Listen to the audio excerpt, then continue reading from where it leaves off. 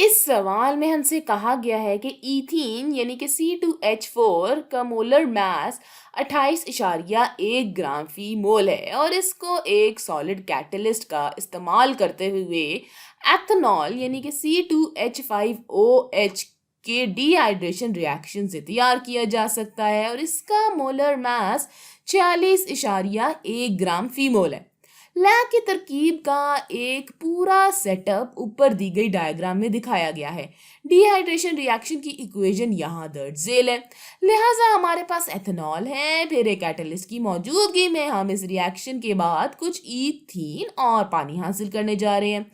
फिर हमारे पास यहाँ असल रिएक्शन पर कुछ मैट्रिक्स मौजूद है। इसमें कहा गया है कि एक तालिबे इल्म ने ऊपर दिखाई सेटअप का इस्तेमाल करते हुए एथेनॉल का 0.2 ग्राम सैंपल एक टेस्ट ट्यूब में शामिल किया।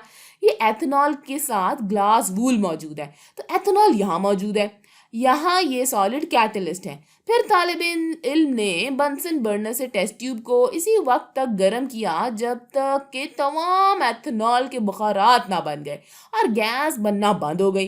लिहाजा यहाँ आप हरारत देखेंगे और यहाँ का तमाम एथेनॉल बुखारात में तब्दील हो जाएगा और गैस बनना भी बंद हो जाएगी।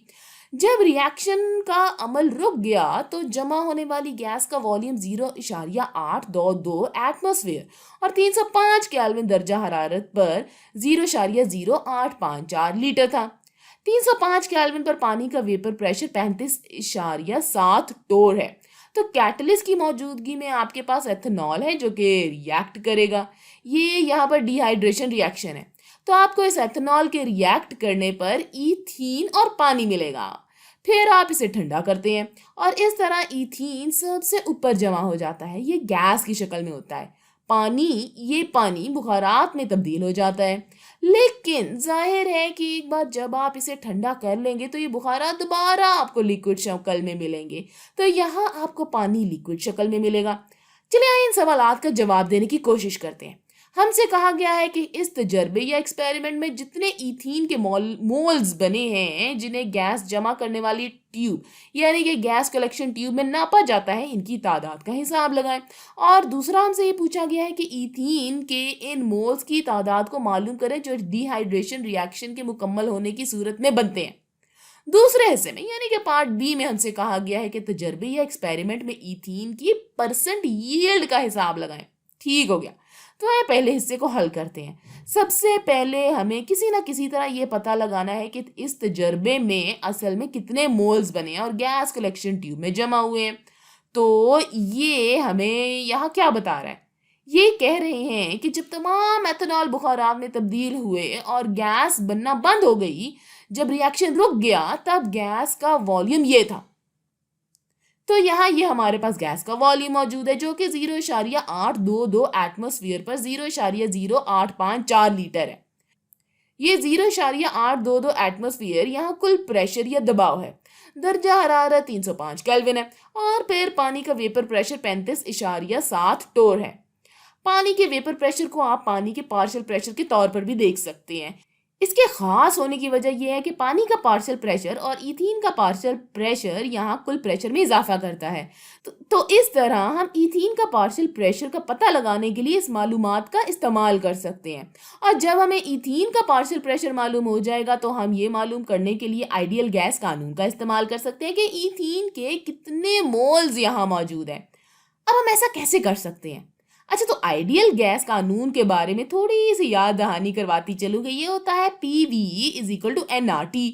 देखिए यहाँ हमारे पास प्रेशर मौजूद है और अगर हम यहाँ किसी खास चीज के बारे में बात कर रहे हैं तो वो है ईथीन का पार्शियल प्रेशर। फिर हमारे पास वॉल्यूम भी मौजूद है और हमें गैस कांस्टेंट भी मालूम है। आपको ये वैल्यूज याद रखने की जरूरत नहीं है, ये अक्सर इम्तिहानात में पहले से दी गई होती हैं।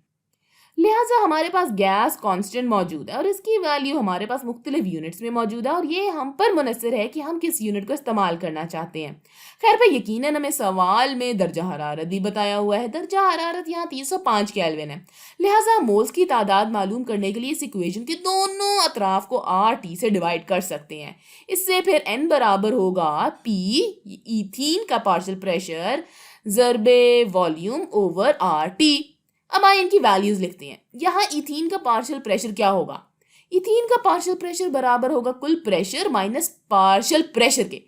पार्शियल प्रेशर या फिर इसे पानी का वेपर प्रेशर भी कह सकते हैं। लिहाजा हमारा कुल प्रेशर था 0.822 एटमॉस्फेयर। अब पानी का पार्शियल प्रेशर क्या है? उन्होंने सवाल में बताया था कि 305 केल्विन पर पानी का वेपर प्रेशर 35.7 टोर है। इन्होंने हमें कुल दबाव प्रेशर एटमॉस्फेयर में बताया था, लिहाजा हमें इस टोर को एटमॉस्फेयर में तब्दील करना होगा। लिहाजा पानी का पार्शियल प्रेशर 35.7 टोर के बराबर है।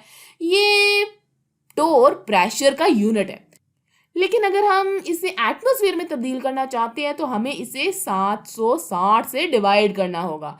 एक बार फिर बताती चलूं कि आपको ये सब याद करने की ज़रूरत नहीं है, यह आपको सवाल में दिया जाएगा। जैसे यहाँ सवाल में ही आपको बताया गया है कि एक एटमॉस्फेयर 760 टोर के बराबर होता है। लिहाजा हम इस टोर से छुटकारा हासिल करने के लिए इस 35.7 को 760 से डिवाइड कर देंगे। फिर यहाँ इस इक्वेशन में ये कुल प्रेशर है, तो हम इसे यूं लिख देंगे, यानी इथीन का पार्शियल प्रेशर बराबर है 0.822 माइनस 35.7 ओवर 760। इसे हल करें तो ये बराबर होगा 0.047 एटमॉस्फेयर के।